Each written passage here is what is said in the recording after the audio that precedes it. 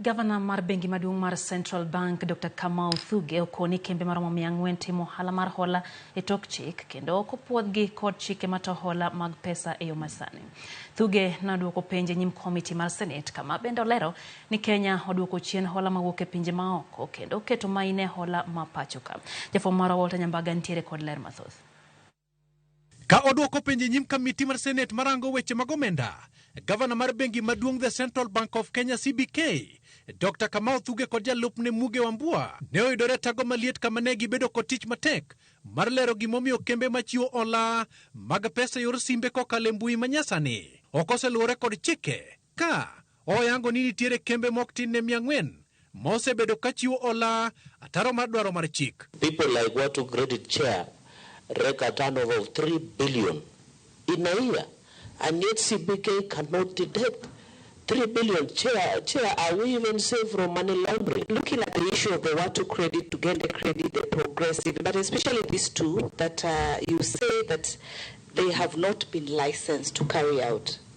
So do you want to tell this committee that I can today wake up and open a Mutinda microfinance, and since I've not come to you for regulation, I still continue? Some of the entities mentioned there that have not been licensed, and there are others that have not even applied for a license, and there's only one of them that is licensed. Dr. Kamau Thuge okoni kembe machiwo hola koro ni kod nyaka dweche 6 mondo lure kod chike. Senators go bende ne ywak ni nitiere kembe mang'wano mwandu mag jopiny mangrem duoko hola. Are you aware, Governor, and what are you going to assist us?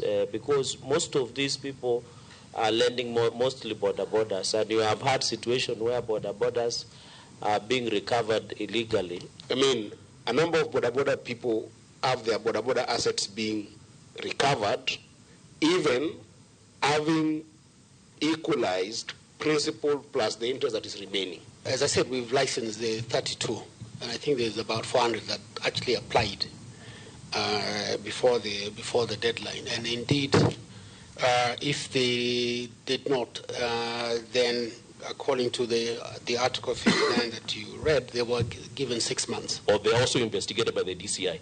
And we have had cases where the DCI or the BFID has come to us and said, we have come across this, are they regulated or not? And we say they are not, and then the normal criminal process will take place.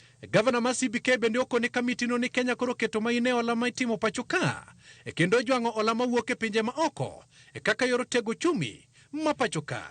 Bende okoni nengo mag dola pod medo idho ne siling ma Kenya. I expect the second half of the year to be fairly benign in terms of pressures on the interest rates and also pressures on the exchange rate. Confront the Treasury that where we need to stabilize the economy is by stabilizing prices. And of course, the highest prices have said is interest rate. But this other idea that IMF will bring money and then this money from IMF will ease on the dollar, it's not going to happen. Komiti no bende dwaro ng'eyo gimomiyo joketo mwandu dunyo ng'wech kendo wuok pacho ka e kendo giyiero mar timo ohala oko mar Kenya. You know, thousands of innocent public are falling victims to these people, you know, in terms of finance. So the processing of the application is one thing. As much as we welcome foreign direct investment into the economy, we must also have a way of ensuring our local investors also thrive, as well as retaining foreign direct. Walter Nyambaga, Ramogi TV.